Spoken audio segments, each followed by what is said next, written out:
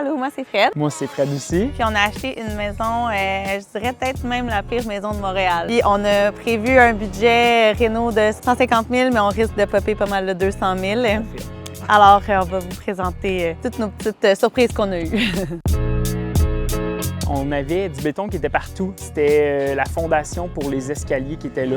On a des surprises, il y en a à côté de la maison, il y en a en arrière du garage. J'ai fait des soumissions pour me débarrasser de ça, puis juste pour ça, c'est comme 4 000 $ juste pour s'en débarrasser. Un autre truc aussi qui nous a coûté quand même plus cher qu'on pensait, c'était toute la partie de vider la maison. Quand on l'a acheté, elle était vraiment pleine de stock. On a fait venir 2 camions de déménagement avec des gars. C'est juste la location de containers, les 2 journées de déménagement qui sont venus remplir les camions. Ça nous a coûté 12 000. Puis on n'a pas encore fini là, de louer des containers. Là. Il nous en reste encore pour quelques petits trucs. Fait que, donc, ça, c'est quelque chose qu'on n'avait pas nécessairement planifié dans notre budget.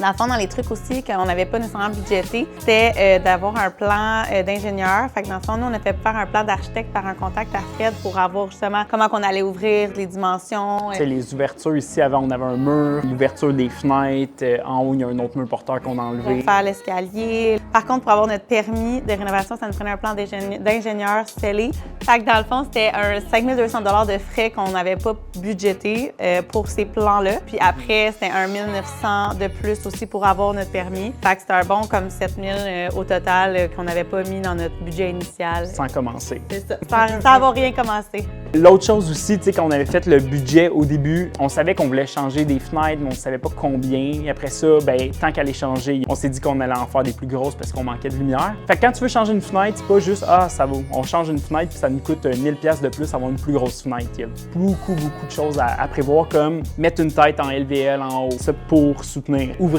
toute la brique à l'extérieur. Au final, tu sais, même si la fenêtre est 1 000 $ de plus, mais c'est probablement un 4 000 une ouverture. Fait que ça va vite. On arrive dans la future salle de bain, qui était une salle de bain aussi à la base. En démolissant, dans le fond, les murs, on a découvert qu'il y avait beaucoup de fourmis charpentières juste là, qui nous ont fait des beaux petits souvenirs dans le mur. C'est quand même un 700 $ pour faire venir quelqu'un pour être sûr qu'il n'y en ait plus. Puis moi, tout ça, va falloir que je le change quand même. Il va falloir venir soutenir le mur ici, arracher ça, refaire un mur en 2x6. Le toit coulait vraiment beaucoup aussi quand on a acheté. Ça, c'est quand même quelque chose qu'on savait, qu'on voyait. Là, il y avait des seaux d'eau par terre remplis d'eau. En enlevant tout et en démolissant tout, on a enlevé le plus gros, mais on a quand même fait venir un décontaminateur pour enlever tout ce qui était moisissure. Fait que ça, c'était au complet dans la maison. C'était un 3 200 à peu près. C'est quand même un montant aussi à prévoir si jamais vous achetez une maison moisie.